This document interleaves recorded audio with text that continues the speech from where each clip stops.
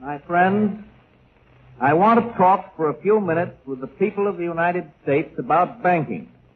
To talk with the comparatively few who understand the mechanics of banking, but more particularly with the overwhelming majority of you who use banks for the making of deposits and the drawing of checks. I want to tell you what has been done in the last few days and why it was done and what the next steps are going to be.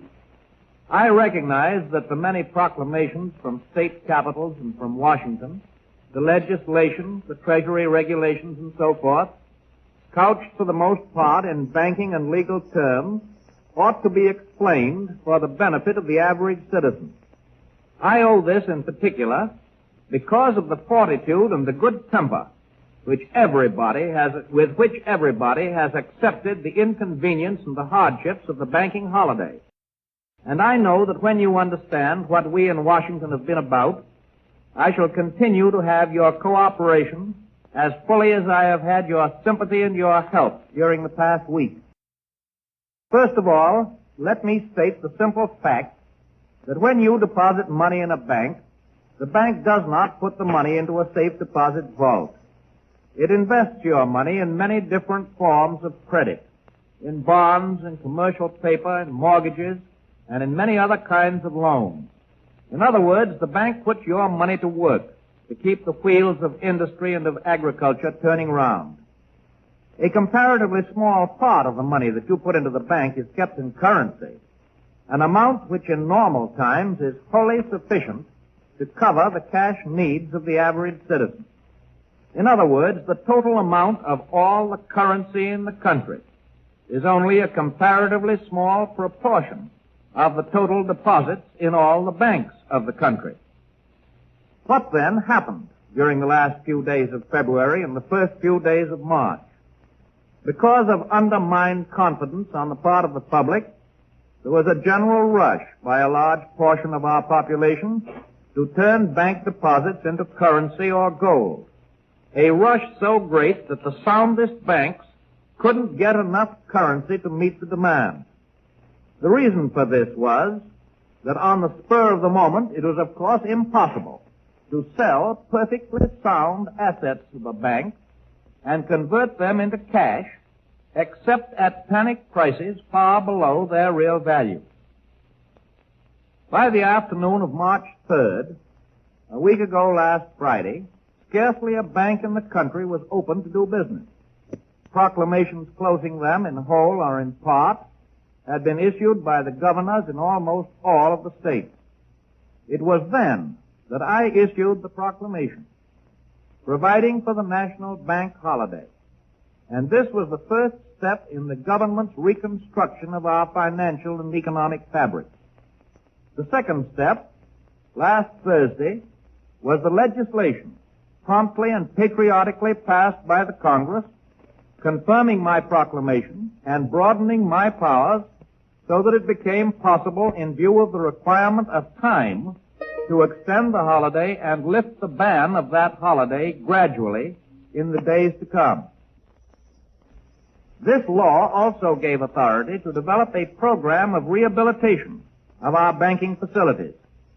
And I want to tell our citizens in every part of the nation that the National Congress, Republicans and Democrats alike, showed by this action a devotion to public welfare and a realization of the emergency and the necessity for speed that it is difficult to match in all our history.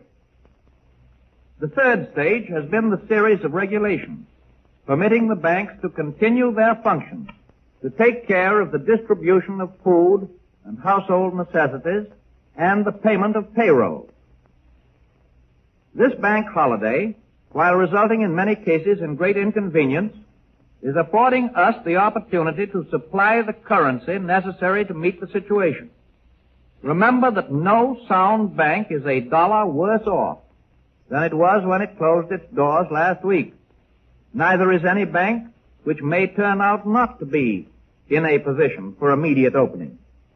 The new law allows the 12 Federal Reserve banks to issue additional currency on good assets, and thus the banks that reopen will be able to meet every legitimate call. The new currency is being sent out by the Bureau of Engraving and Printing in large volume to every part of the country. It is sound currency because it is backed by actual good assets. Another question that you will ask is this: why are all the banks not to be reopened at the same time? The answer is simple, and I know you will understand it. Your government does not intend that the history of the past few years shall be repeated. We do not want and will not have another epidemic of bank failures.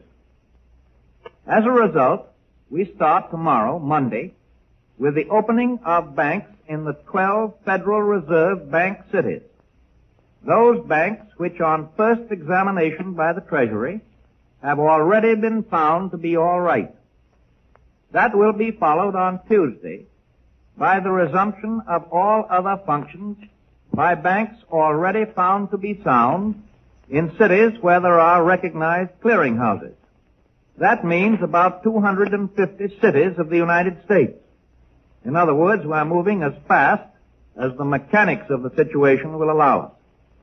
On Wednesday and succeeding days, banks in smaller places all through the country will resume business, subject, of course, to the government's physical ability to complete its survey. It is necessary that the reopening of banks be extended over a period in order to permit the banks to make applications for the necessary loans, to obtain currency needed to meet their requirements, and to enable the government to make common sense checkups. Please let me make it clear to you that if your bank does not open the first day, you are by no means justified in believing that it will not open. A bank that opens on one of the subsequent days is in exactly the same status as the bank that opens tomorrow. I know that many people are worrying about state banks that are not members of the Federal Reserve System. There is no occasion for that worry. These banks can and will receive assistance from member banks and from the Reconstruction Finance Corporation. And, of course, they are under the immediate control of the state banking authorities. These state banks are following the same course as the national banks, except that they get their licenses to resume business from the state authorities. And these authorities have been asked by the Secretary of the Treasury to permit their good banks to open up on the same schedule as the national banks. And so I am confident that the state banking departments will be as careful as the national government in the policy relating to the opening of banks and will follow the same broad theories.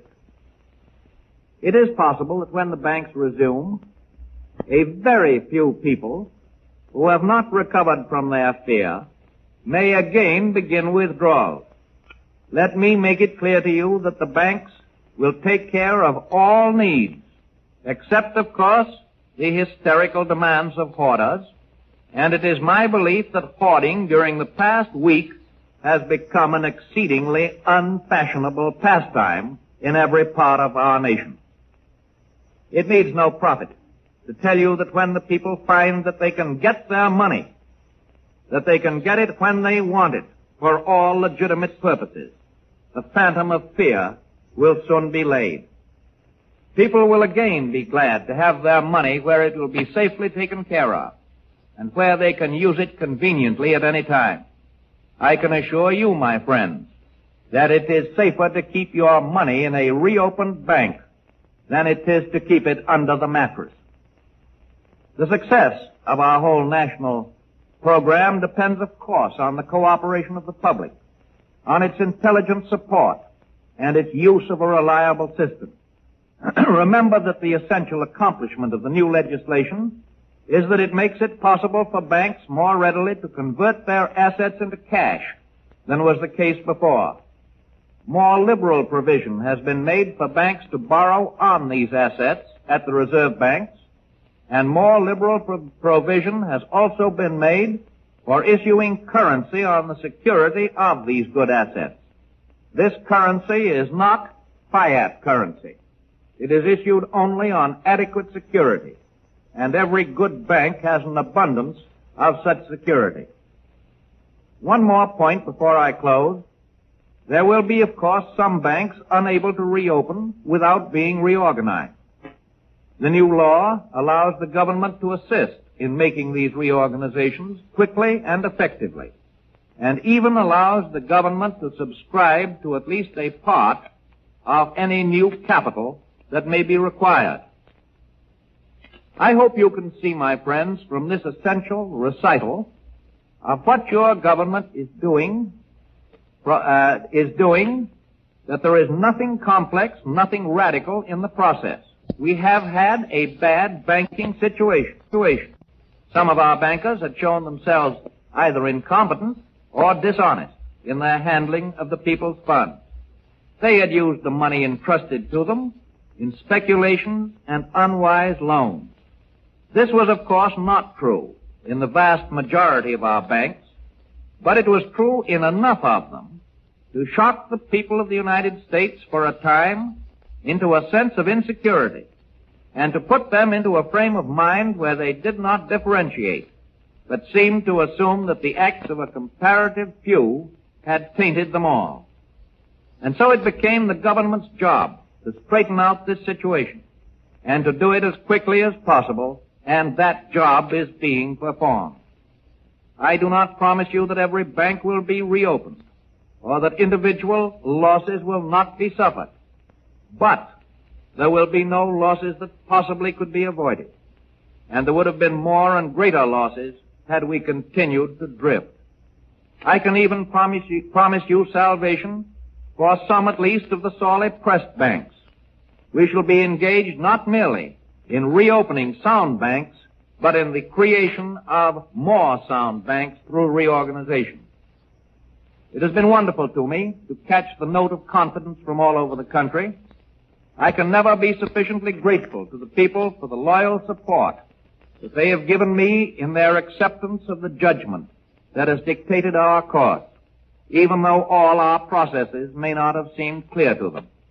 After all, there is an element in the readjustment of our financial system more important than currency, more important than gold, and that is the confidence of the people themselves. Confidence and courage are the essentials of success in carrying out our plan. You people must have faith. You must not be stampeded by rumors or guesses. Let us unite in banishing fear. We have provided the machinery to restore our financial system, and it is up to you to support and make it work. It is your problem, my friends, your problem no less than it is mine. Together, we cannot fail.